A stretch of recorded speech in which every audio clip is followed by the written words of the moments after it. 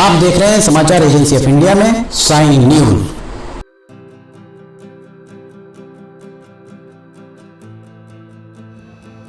नमस्कार दोस्तों, समाचार एजेंसी ऑफ इंडिया की साई न्यूज़ में लिमटी की लालटेन के 155वें एपिसोड में आपका स्वागत है।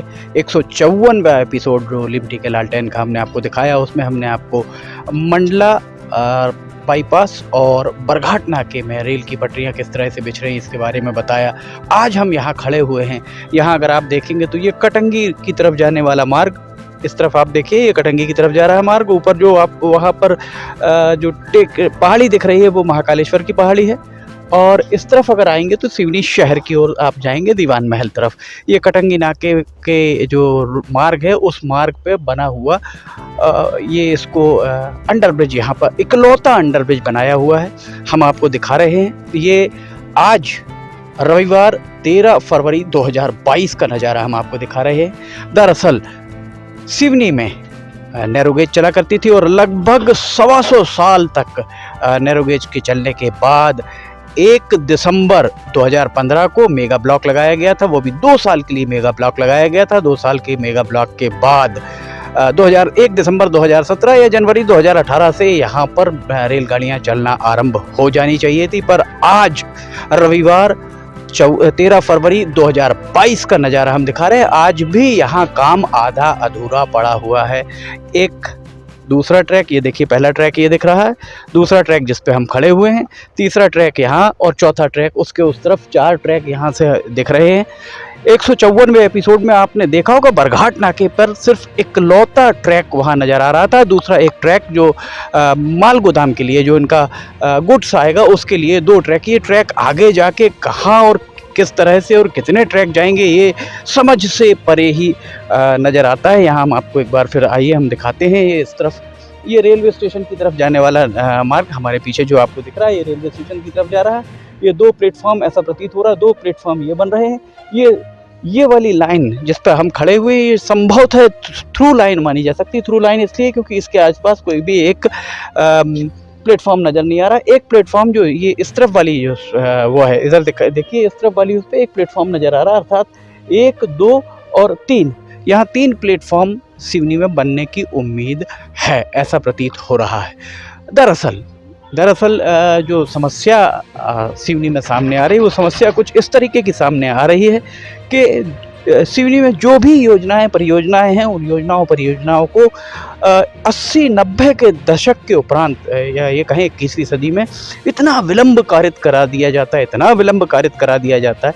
आज नहीं कल नहीं परसों, कभी ना कभी ये ट्रैक चालू होगा। ये ट्रैक संभवतः 1 साल में चालू हो जाए, संभवतः 2 महीने में चालू, 2 महीने में चालू होने की स्थिति तो यहाँ नज़र नहीं आती है। पर जब ये ट्रैक चालू होगा काफ़ी लंबे समय के बाद, आज अगर 2017 से आप 18, 19, 20, 21, 22, 5 साल विलंब कारित हो चुका है। और 5 साल का विलंब क्यों कारित हुआ है, किसके कारण विलंब हुआ है, यहाँ पर क्या जो रेलवे के ठेकेदार हैं या रेलवे के इंजीनियर हैं वो 5 साल तक विलंब कारित करने के लिए जवाबदेह हैं अथवा नहीं, इस बारे में, चूँकि ये बालाघाट संसदीय क्षेत्र का हिस्सा है, इसलिए बालाघाट संसदीय क्षेत्र के सांसद डॉक्टर ढाल सिंह बिसेन को ये बात लोकसभा जो सक्षम मंच है वहाँ पर रखे जाने की बहुत ज़रूरत है कि वे इस पूरे मामले को लोकसभा में वो करें कि 5 साल विलंब क्यों हुआ, क्योंकि ये आज नहीं तो कल या 6 महीने बाद या 2 साल बाद पूरी होगी।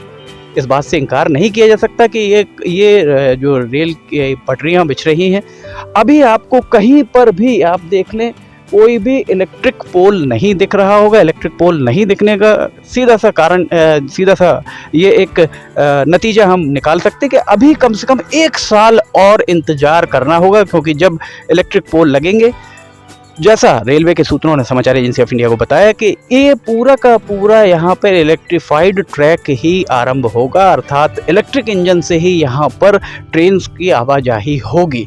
और अगर इलेक्ट्रिक इंजन से यहाँ ट्रेन की आवाजाही होगी तो आज अगर यहाँ जिस तरीके से ये लोग रेलवे के अधिकारी या अन्य लोग, भारतीय जनता पार्टी के लोग जो चीज़ प्रचारित कर रहे हैं कि यहाँ पर CRS होगा, CRS भौमा से नैनपुर का भी हुआ है, पर इस बारे में सांसद डॉक्टर ढाल सिंह बिसेन, दूसरे सांसद मंडला के हैं फग्गन सिंह कुलस्ते, दोनों ने कभी भी डीआरएम नागपुर से ये पूछने की जहमत नहीं उठाई है कि सीआरएस आखिर हो किस बात का रहा है। सीआरएस फॉर गुड्स ट्रेन, क्या यहाँ पर मालगाड़ी चलने के लिए सीआरएस का जो सीआरएस दिया गया है मालगाड़ी के लिए दिया गया है, सिर्फ इंजन चलने के लिए दिया गया है, पैसेंजर व्हीकल के लिए दिया गया है, एक्सप्रेस ट्रेन के लिए दिया गया है या शताब्दी के लिए?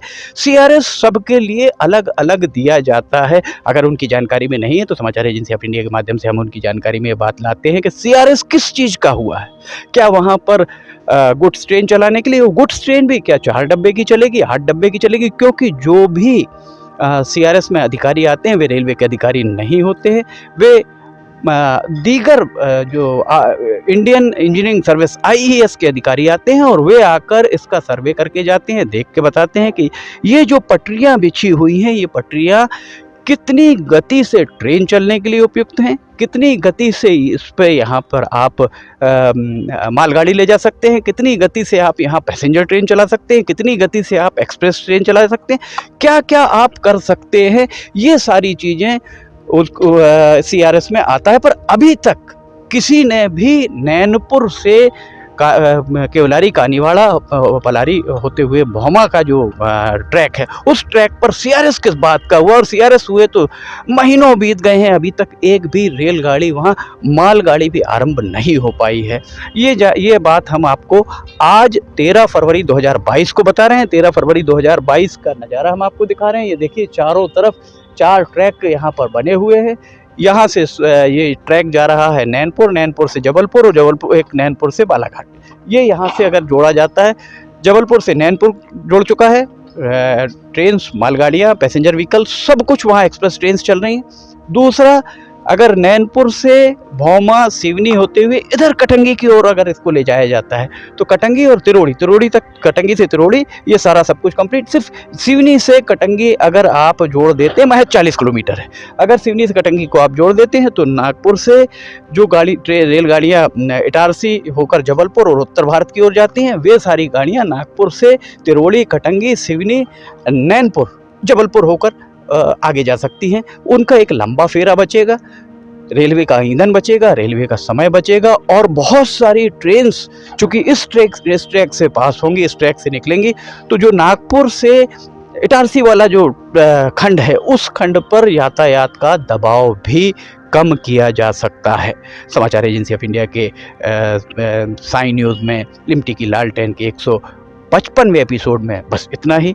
156वां एपिसोड लेकर हम फिर हाजिर होंगे। अगर आपको ये सब पसंद आ रहे हो तो आप इन्हें लाइक, सब्सक्राइब, शेयर जरूर कीजिएगा। हम फिर हाजिर होंगे। जय हिंद।